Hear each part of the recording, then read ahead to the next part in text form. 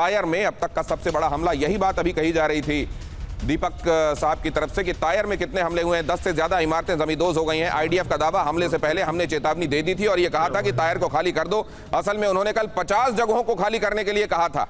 अब जो लोग वहां इतने दिनों से रह रहे हैं, जाहिर है उनके लिए ये परेशानी कि वो रातों रात कैसे घर खाली कर दे, लेकिन आईडीएफ कह रहा है कि अब हमारे पास ज्यादा वक्त नहीं है और हमको हिजबुल्लाह को जल्द से जल्द पूरे तौर पर साफ करना है।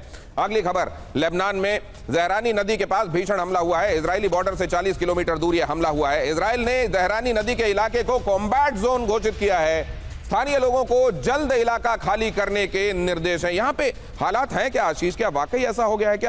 क्या इस समय एक सिमिली बन गया है लेबनान हिजबुल्लाह? देखिए, ये एक वही फेज़ है जो कि हमें गाज़ा स्ट्रिप पर दिखाई दिया था, उसका शुरुआती फेज़ है। और मुझे नहीं लगता कि डोनाल्ड ट्रंप के कंट्रोल में आईडीएफ और नेतन्याहू आएंगे। ये भी पूरी तरह से आप ग्रेटर इजराइल वाला एक एक्सटेंशन मान के चलिए, वो जब तक नहीं होगा तब तक वो रुकने नहीं वाले हैं। और क्वाइट पॉसिबल कि यही वजह है कि जो सीज फायर वाली बात है वो काफ़ी लंबी खिंचती जा रही है। किसी दिशा में बहुत चीज़ें बढ़ नहीं पा रही हैं, कोई फोकस नहीं है, क्योंकि वो एक स्कोप मिल रहा है, एक कवर फायर मिल रहा है कि मैं वहाँ पर सीज फायर के नाम से मैं होल्ड करता हूँ, तब तक आपको जो करना है कीजिए। और एग्जैक्टली हमने पिछले देखिए 3 सालों में गाजा स्ट्रिप पर क्या हुआ, स्टेप बाय स्टेप ही हुआ और हर स्टेप के अपने अपने जस्टिफाइड रीजन निकाल लिए जाते हैं आईडीएफ द्वारा, और यहाँ पर भी वही जस्टिफाइड रीजन निकाल दिया। तो मुझे लगता कि वो ग्रेटर इजराइल से पहले ये चीज़ रुकने वाली है। दूसरी सबसे इंपॉर्टेंट चीज है यहां पर कि आपने जो सीज फायर वाली बात कही ना कि ये है या नहीं है, एक्चुअली हुआ क्या है, पिछले 4 दिनों में ही ये बात बिगड़ी है। और उसके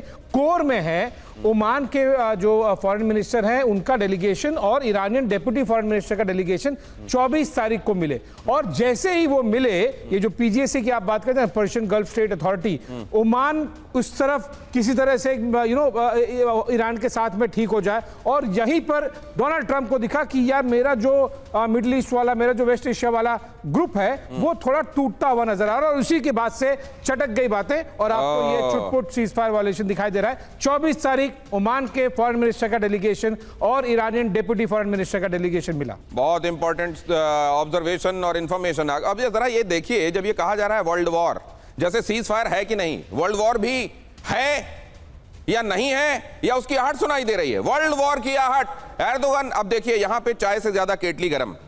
एर्दोगन नेतन्याहू को धमकी दे रहे हैं।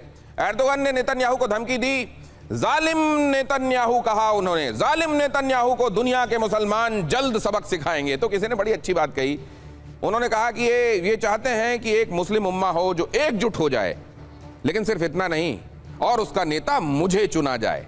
यहां पर पूरी बात कंप्लीट होती है। मुस्तफा ने भी बकरीद पर संदेश जारी कर मुस्लिम देशों से एक होने की अपील की थी। यही चल रहा है यहां की ये असल में मुस्लिम देश जो है वो किसके पीछे कतारबद्ध होंगे।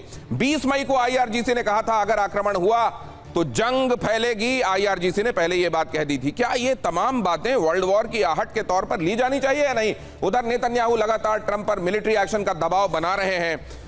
एर्दोगन ने जो कहा, मुस्तफा जो कह रहे हैं, नेतन्याहू और ट्रंप के बीच में जब फोन कॉल्स होते हैं तो नेतन्याहू हमला करने और तब रुकने, जब मिशन अकम्प्लिश्ड हो जाए तब की बात कर रहे हैं। ट्रंप यहां ऑफ रैम्प तलाश रहे हैं लेकिन अभी तक तलाश नहीं पाए हैं। ट्रंप को पता है इस बार हमला किया तो जंग का दायरा बढ़ जाएगा। खुद डोनाल्ड ट्रंप ये समझ रहे हैं कि इस बार अगर किया, और इसीलिए ये हमले तो हो रहे हैं लेकिन ये छिटपुट हो रहे हैं। उस तरीके से फुल स्केल अटैक्स आप नहीं देख रहे हैं जो बीते दिनों देखने को मिले थे। क्या ये माना जाए कि ये बात हर एक पार्टी भांप रही है कि, और इसीलिए ईरान भी उतना मुखर होकर उतना ज्यादा एक तरीके से डुगडुगी पीट कर नहीं कह रहा है कि ये देखिए सीज फायर खत्म कर दिया इन्होंने और इसके लिए जिम्मेदार है। हो रहा है ये, लेकिन उतना मुखर होकर नहीं हो रहा। क्या इनको सबको ये लग रहा है काले साहब कि बात फैल जाएगी और अपने हाथ से बाहर रायता समेटते नहीं आएगा, इसलिए ऐसा हो रहा है? डेफिनेटली देखिए, दोनों देश जो इन्वॉल्व है उसमें अमेरिका का अपना एक इंटेंशन है जिसके कारण वो एब्सोल्यूट वॉर में जा नहीं रहा है। उसका इंटेंशन बड़ा क्लियर है, बिकॉज उसको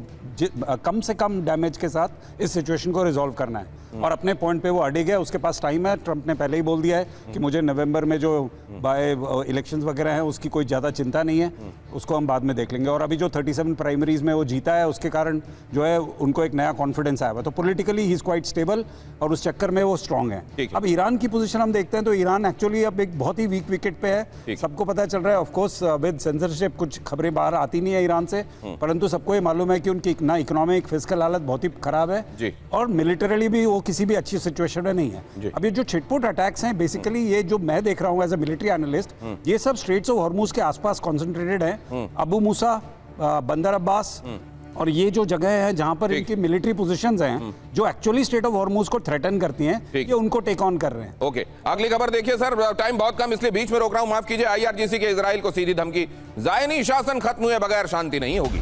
हमास कमांडरों की मौत से गुस्से में ईरान, आईआरजीसी का बदला लेने का ऐलान।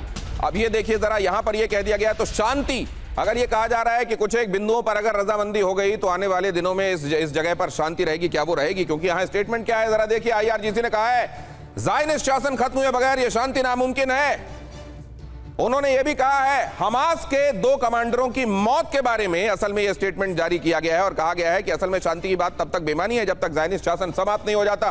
ट्रंप की शांति योजना सिर्फ हत्या और युद्ध को बढ़ावा देती है। यह किस बात की शांति योजना है? यह बात कही गई है आईआरजीसी की तरफ से। कहा गया इजराइल फर्जी है, कब्जेदार है और बच्चों का हत्यारा है। कमांडरों की मौत से रेजिस्टेंस कमजोर नहीं होगा बल्कि संघर्ष और तेज होगा। इजराइल को ईरान सजा जरूर देगा, हम रेजिस्टेंस का साथ छोड़ेंगे नहीं। केवल 20 सेकंड बचे हुए हैं, इस पर आपकी टिप्पणी चाहूंगा प्रोफेसर अमिताभ, बहुत जल्दी से।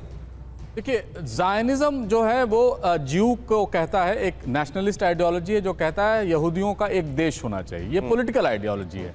ज्यू हम सब जानते हैं रिलीजन है।